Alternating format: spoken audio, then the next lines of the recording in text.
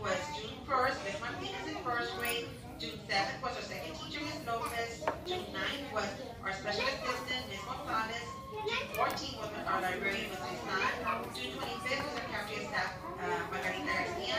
And June 29th, Miss Gonzalez from second.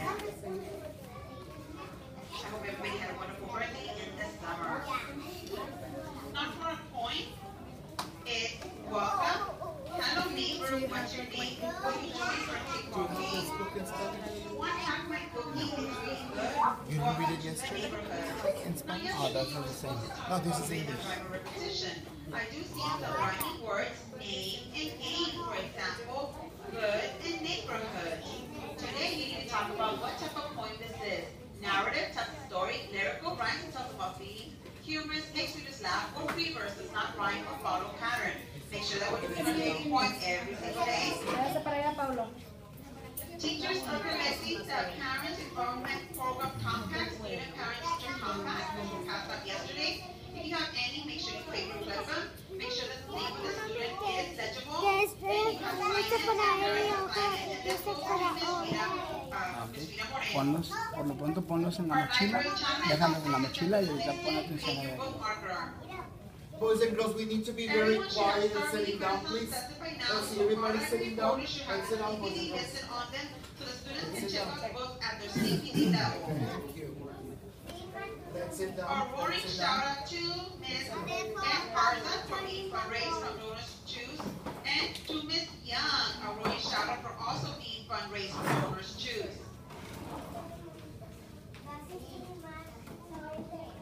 Yes, sit a little bit. Sit down. Everybody turn this way, Those are please. all the announcements at this time. Let's make it a great learning day. We're wild about teaching you, and we want you to be wild about learning. Those are all the announcements from Ms. Gutierrez. Make it a great day today. And don't forget, teachers, library will be closed at 2 p.m. Library will be closed at 2 p.m.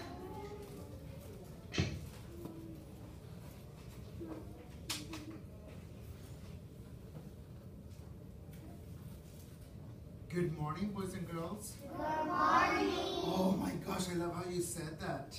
Don't forget that today we speak English. What language do we speak today? Yes, in English. You're going to try to speak a lot of English today. You're going to try, okay? A lot of English. If you have to go to the restroom, what do you say? May I go to the restroom? Yes? Let me see everybody say it. May I go to the restroom? Yes, try to say it in English. Good morning. Come on in.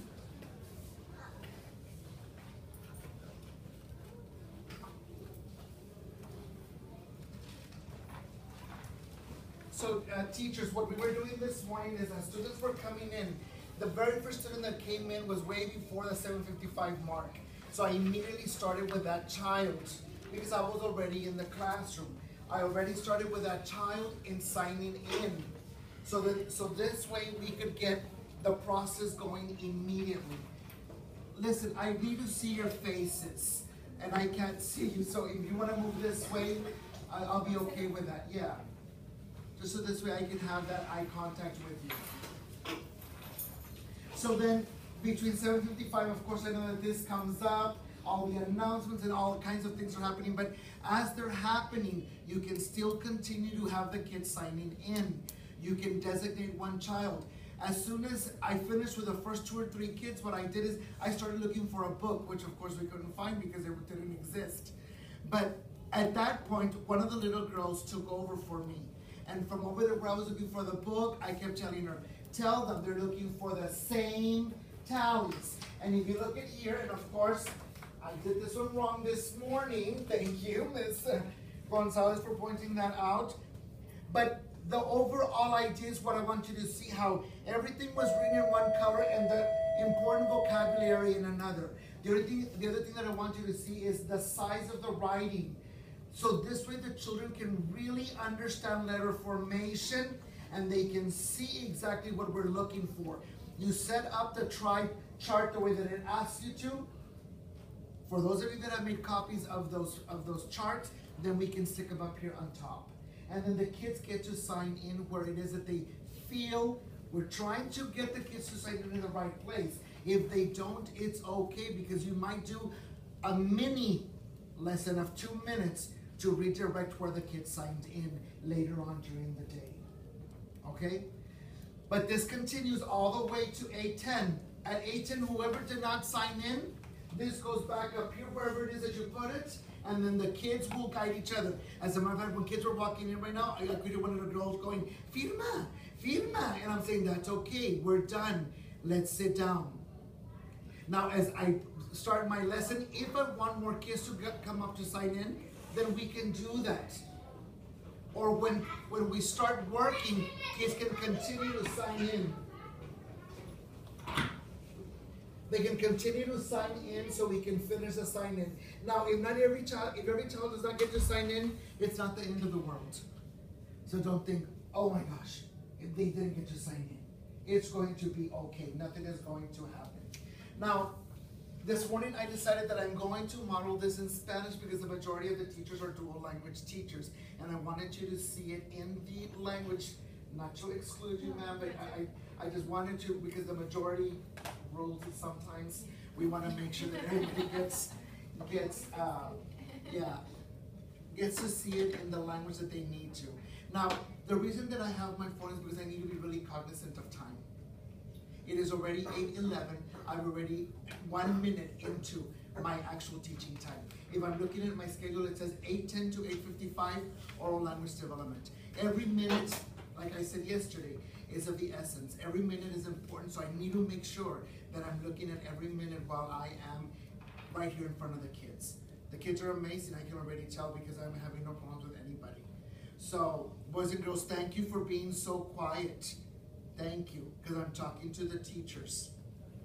Everybody, thank you for being so smart. Everybody kiss your brain, ready? Kiss your brain? Yes, for being so smart and for waiting for me. Thank you so much. So what I'm going to do is I'm going to follow that little schedule that I gave you yesterday that I broke down. The very first thing in the oral language development is going to be a 15-minute read aloud. Now listen, this read aloud we did yesterday. I'm choosing to do it again. There's no problem if I do this read aloud again. Now the ideal this morning would have been for me to use one of my level readers. Bless you.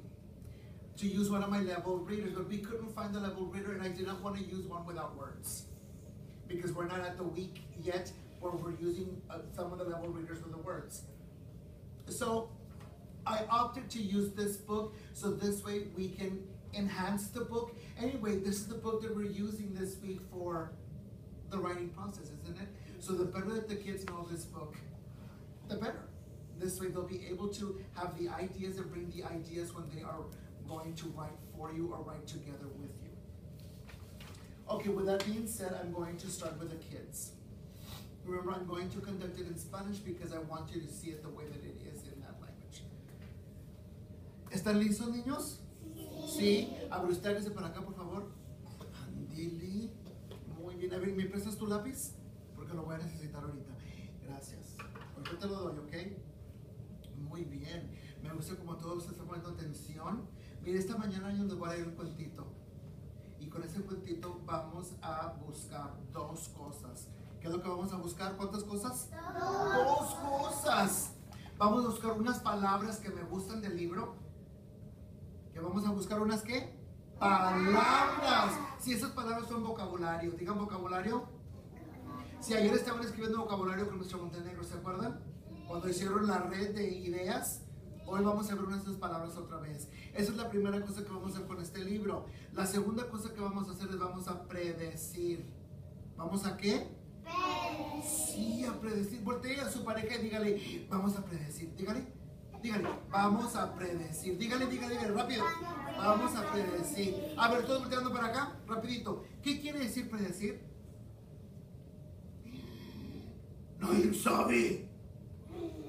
No. ¿Quién sabe qué quiere decir que vamos a predecir? Que vamos a pensar de lo que va a pasar siguiente en el cuentito. Vamos a pensar qué es lo que puede pasar. ¿Qué es predecir? Algo que puede pasar. Díganle a su amiguito, predecir es algo que puede pasar. Dile que me gusta como lo dijo. Excelente. And I want you to make note of how many times I'm going to ask the kids to turn to each other. This is where the real learning begins. Es when the kids are turning back and forth to each other. A ver, a ver, a ver. Todos los ojitos acá. Andili. Así me gusta. Quiero que todos pongan atención. Entonces vamos a hacer dos cosas con el libro. La primera cosa es que vamos a buscar unas que Ajá. Y la segunda cosa es vamos a predecir. ¿Cuántas cosas vamos a hacer con el libro? Dos cosas.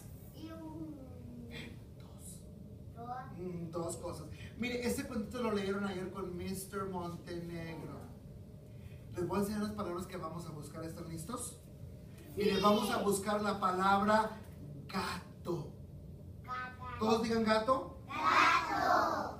Vamos a buscar la palabra gato en el cuentito. Cuando usted escuche la palabra gato, quiero que usted levante la manita. Vamos a buscar por la palabra oso. Oso. ¿Quién se acuerda? ¿Usted cree que está la palabra oso en el cuentito o no? Sí. ¿Sí se acuerdan? ¿Qué quiere decir usted? Osito.